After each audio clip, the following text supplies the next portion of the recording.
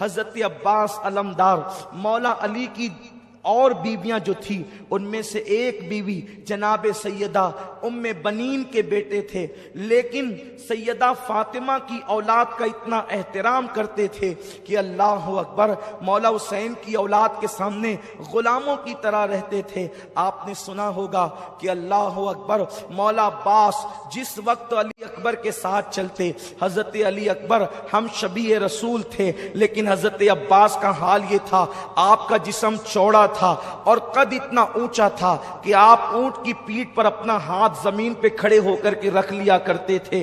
اس قدر تناور آپ کا انداز تھا، اس قدر آپ کا جسم تھا، مضبوطی کا عالم یہ تھا۔ اس کی وجہ یہ تھی، سیدہ فاطمہ نے وصیت کی تھی، اے علی میرے بعد جب آپ نکاح کرنا تو بہادر گھرانے کی عورت سے نکاح کرنا، کیونکہ بہادر ماں سے جب بہادر بیٹے پیدا ہوں گے تو وہ میدان کربلا میں میرے حسین کے کام آئیں گے۔ مولا علی نے حضرت ام بنین سے نکاح کیا، یہ بڑی بہادر خاندان کی خاتون تھی اور خود بھی بہادر تھی۔ اللہ نے بہادر بیٹوں میں ایک بیٹا عباس ایسا عطا کیا۔ حضرت عباس کی طاقت کا عالم یہ تھا، اگر وہ کسی انسان کی زلفیں ہوتی تو اس کے بال پکڑ کر کے جو ہے اپنے دانتوں میں اس کو اٹھا لیا کرتے تھے۔ یہ کوئی قصے کہانی کی بات نہیں ہے، یہ اسلامی تاریخ کا ایک باب ہے، اور ہمارے لیے تو حیرت بھی نہیں ہے، ہمارے لیے تو تعجب بھی نہیں ہے، اس لیے کہ ہم تو یہ کہتے ہیں علی کا گھر بھی کیا گھر ہے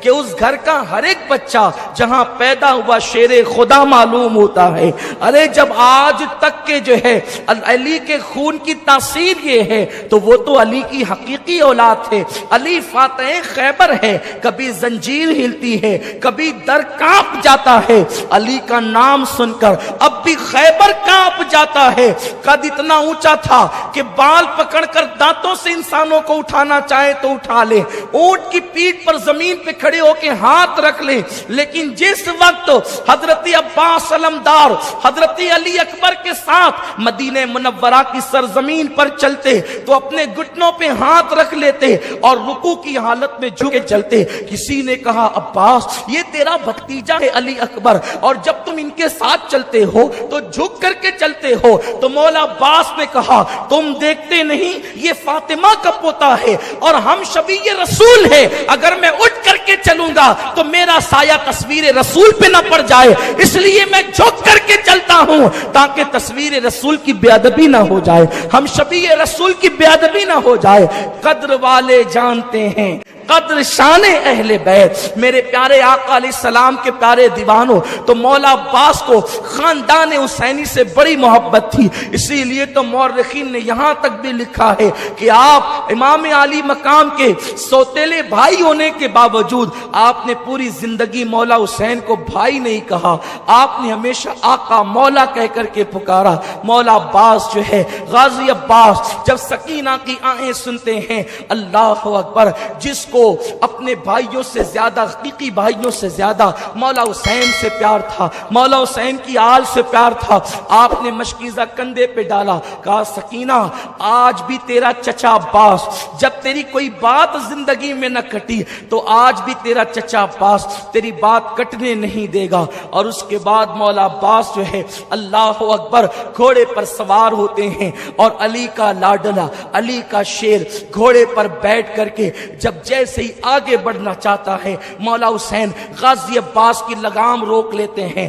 عباس میرے بھائی کہاں جا رہے ہو، کہاں کا ارادہ ہے؟ عرض کیا آقا سکینہ نے پانی کی فریاد کی ہے، میں اپنی بھتیجی کے لیے پانی لانا چاہتا ہوں۔ فرمایا نہیں میرے بھائی عباس، نہیں تو نہیں جائے گا، اس لیے کہ تو میرے لشکر کا غازی ہے، تیرے رہنے سے مجھے ہمت اور حوصلہ ہے، کو جو جاتا ہے وہ واپس نہیں آتا۔ غازی عباس نے کہا آقا حسین میں سب کچھ برداشت کر سکتا ہوں، اپنی بھتیجی کی فریاد کو ٹال نہیں سکتا، آپ مجھ سے امتحان نہ لے میرے آقا، میری شہزادی کے شہزادے امتحان نہ لے، میری آقا زادی کے شہزادے امتحان نہ لے، مجھے جانے دے۔ اس کے بعد مولا حسین نے جو ہے لگام گھوڑے کی چھوڑی ہے اور عباس نے ایڑ ایڑ لگائی ہے۔ اللہ اکبر۔ غازی عباس جب چلے ہیں، اللہ اکبر، وہاں فرات کے کنارے پر پہلے دن تو 500 کا پہرا تھا، لیکن جب جنگ شروع ہو گئی تو تقریباً 2000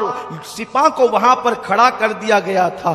غازی عباس کو لوگوں نے میدان میں آتا دیکھا، لیکن میدان کی طرف سے عباس جیسے ہی فرات کی طرف بڑھے تو اس طرف لوگوں کی آنکھیں جو ہے وہ متوجہ ہو گئی کہ یہ کدھر جا رہے ہیں۔ جیسے ہی غازی عباس فرات کی طرف بڑھے تو ان سے مزاحمت کی گئی، یعنی انہیں روکنے کی کوشش کی گئی۔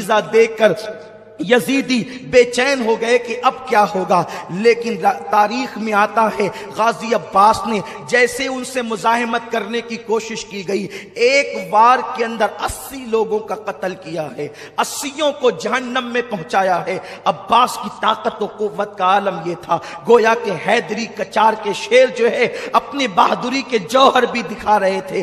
3 دن کے پیاسے ہیں اور یہ حال ہے، اگر پیاسے نہ ہوتے تو یزیدیوں کے چھکے چھڑا دیتے، یا پھر اگر پیاس کے باوجود بھی وعدہ وفا کرنا نہ ہوتا اور جانے بچانے پر آتے تو اللہ اکبر اپنی تلواروں کے اشارے سے زمین پلٹ دیتے، لیکن وہاں تو وعدہ نبھانا تھا، وہاں تو وعدہ وفا کرنا تھا۔ غازی عباس ان سے لڑتے جب اپنے گھوڑے کو لے کر فرات کے اندر پہنچے، یعنی گھوڑے کے 2 پیر فرات کے اندر تھے، دریائے فرات کے اندر، اور 2 پیر باہر تھے، آپ نے جیسے ہی گھوڑے کو کہا ذرا تو پانی پی لے۔ اللہ اکبر، یہ وہ روایتیں ہیں جو محتاط مورخین کی لکھی ہوئی ہے، اور لیکن ایک بات یاد رکھیں، ہم عشق کے بندے ہیں، کیوں بات بڑھائی ہے، سر سوے روضہ جھکا پھر تجھ کو کیا، دل تا ساجد یزیدیا پھر تجھ کو کیا، دل تا ساجد یزیدیا پھر تجھ کو کیا۔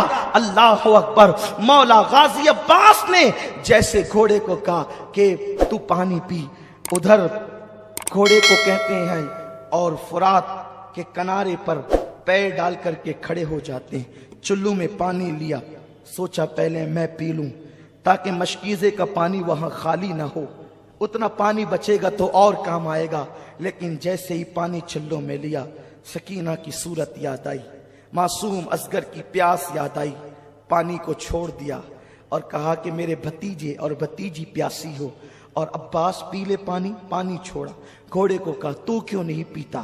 گھوڑا گردن کی جھرجھری دیتا ہے اور گویا کہ اعلان کرتا ہے عباس گھوڑا ہوں، جانور ہوں، لیکن میرے دل میں اہل بیت کی محبت ہے، نبی کی آل پیاسی ہے تو ہم کیا پانی پیے۔ اللہ اکبر۔ مولا غازی عباس نے مشکیزہ بھرا، پیٹ پہ ڈالا اور پلٹے، لیکن ان نامردوں میں ہمت نہ تھی کہ عباس کے ساتھ مقابلہ کرتے۔ ایک وار میں 80 کو جہنم رسید کرتے جب دیکھا تو ہر ایک کو جان پیاری ہوتی ہے، مزاحمت نہ کی، یہ پیٹ پر مشکیزہ ڈال کر کے چلے۔ شمر لعین شقی ابن سعد کی آواز آئی، خبردار عباس کو چاروں طرف سے گھیر لیا جائے، اگر عباس یہ پانی لے کر خیمے آل رسول میں پہنچ گئے تو تم میں سے کوئی ایک بھی بچ کر نہیں جائے گا، تمہاری عورتیں بیوہ ہوگی، تمہارے بچے یتیم ہوں گے۔ جیسے یہ آواز پہنچی چاروں طرف سے عباس کو گھیر لیا گیا۔ حضرت عباس جنگ کرتے رہے اور یوں لگتا تھا جیسے خیبر کی تاریخ دہرائی جا رہی ہے، ایک طرف ہاتھ چلتا ہے تو گاجر مولیوں کی طرح یزیدیوں کے سر کٹ کٹ کے گرتے ہیں، لیکن ایک بدبخت نے پیچھے سے آ کر اس نامرد نے جو ہے وہ حضرت عباس کے دائیں ہاتھ پہ وار کیا۔ اللہ اکبر۔ عباس کا ایک بازو کٹ کر کے زمین پر گرا۔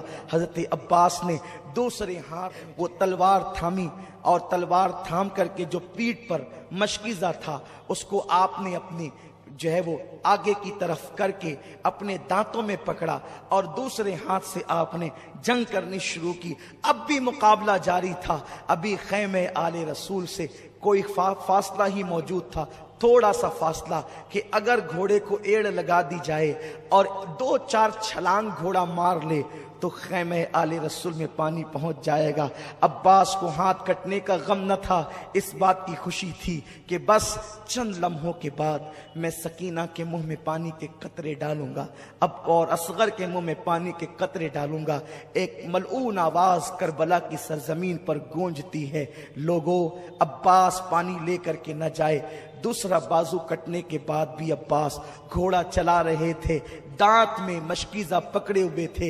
एक पलीद बदबख्त ने ऐसा तीर चलाया कि जो मशकीज़े को पेवस्त हो करके हज़रत अब्बास के सीने में जा पड़ा और वो पानी जमीन के ऊपर आ गया। अब्बास फूट फूट करके रोने लगे। जान जाने का कोई गम न था, लेकिन बात ये थी कि मैं सकीना और असगर की मुराद को पूरी न कर सका। अल्लाह अकबर। जैसे सीने में तीर आया, अब्बास जमीन पर आए, आवाज लगाई, आका हुसैन, आका हुसैन, अपने गुलाम की मदद कीजिए, अपने गुलाम की खबर लीजिए। मौला हुसैन ने जैसे ही आवाज सुनी दौड़ करके आए तो जनाब अब्बास को देखा कि आपके दोनों बाजू कटे हैं, खून निकल रहे हैं। एक तसव्वुर मैं आपको दिलाना चाहता हूँ, एक तसव्वुर, ताकि करबला की रंगीनी को, इस दास्तान की हकीकत को महसूस कर सको। अल्लाह अकबर। जब कोई बाइक से गिरता है, जब कोई बाइक से गिरता है तो वो कोशिश करता है कि मैं हाथ के बल गिरूं, कि मेरा हाथ टूट जाए, मेरा हाथ टूट जाए तो मेरा सीना महफूज रहे, मेरी पीठ महफूज रहे, मेरा सर महफूज रहे। और बाइक से गिरने वाला जब हाथ के बल गिरता है तो वो महफूज हो जाता है। अब्बास, तुम तो हाथ के बल कैसे गिर सकते थे? इसलिए कि तुम्हारे हाथ ही काट लिए गए थे। जब अब्बास घोड़े से जमीन पर आए होंगे, गोया के फातिमतुज़ ज़हरा की चीख निकल गई होगी, रसूल आज़म सल्लल्लाहु अलैहि वसल्लम बेचैन हो गए होंगे, मौलाए कायनात शेर खुदा अली मुर्तज़ा की रूह तड़प गई होगी। जैसे ही अब्बास का सर मौला हुसैन ने अपनी गोद में लिया और चेहरे पे हाथ फेरा, जुल्फों पे हाथ रखा, कहा, अब्बास कैसे हो मेरे भाई? मेरी तमन्ना ये थी कि तू जिंदगी में एक बार मुझे भाई कहता। कहा, नहीं मौला, तू तो मेरा आका है, नबी की बेटी का शहजादा है, मेरा आका है। नहीं। और अब्बास ये कहकर मुस्कुराने लगे, अब्बास ये कहकर मुस्कुराने लगे। हजरत मौला हुसैन ने कहा, भाई अब्बास तुम मुस्कुराते हो? कहा, हुसैन मेरे आका, मेरी आंखों के सामने अम्मी फातिमा का चेहरा नजर आता है, अली का चेहरा नजर आता है, नाना मुझे हौज़े कौसर पे दिख रहे हैं और उनके हाथ में ठंडे पानी का प्याला है। नाना कहते, अब्बास देर न कर, जल्दी आ, इसलिए मुस्कुरा रहा हूं, गोद हुसैन की है, बुलाना नाना का है। मौला हुसैन ने अब्बास की पेशानी पे हाथ रख के कहा, अब्बास तुम मुझसे पहले जा रहे हो, नाना को जाकर के मेरा हाल सुनाना और कहना, नाना जिस हुसैन को आपने अपने कंधों पे बिठाया था, वो हुसैन जान तो दे रहा है लेकिन ईमान का सौदा नहीं कर रहा है। जान तो दे रहा है लेकिन अकीदे का सौदा नहीं कर रहा है। अभी ये बात दोनों भाइयों के बीच हो रही थी कि अब्बास ने आंखें बंद कर ली। मौला हुसैन ने अपने भाई गाजी अब्बास का लाशा उठाया और ये कहते हुए, हाय मेरी कमर टूट गई, हाय मेरी कमर टूट गई अब्बास, अब मुझे सब्र की तलकीन कौन करेगा, अब मुझे हौसला कौन देगा, मेरे आगे खड़े होकर के तीरों का मीना कौन रोकेगा। ये कहकर मौला हुसैन कटे हुए बाजू वाले अब्बास को लेकर खैमे की तरफ जाते हैं। औरतों की चीखें निकल गई, खैमे में क़यामत बपा हो गई। सकीना मासूम बच्ची कहती है, चचा आ गए,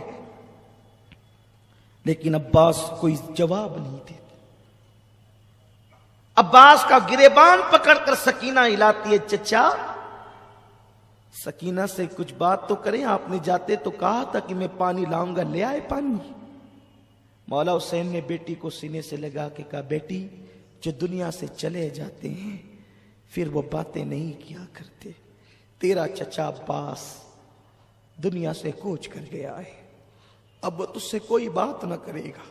तो सकीना ने मासूमियत से कहा, अब्बा बाबा क्या मेरा चचा मुझसे नाराज हो गया जो मुझसे बातें नहीं करेगा? कहा, नहीं बेटी, वो नाराज नहीं हुआ है तुझसे, बल्कि तेरी खातिर उसने अपनी जान का सौदा किया।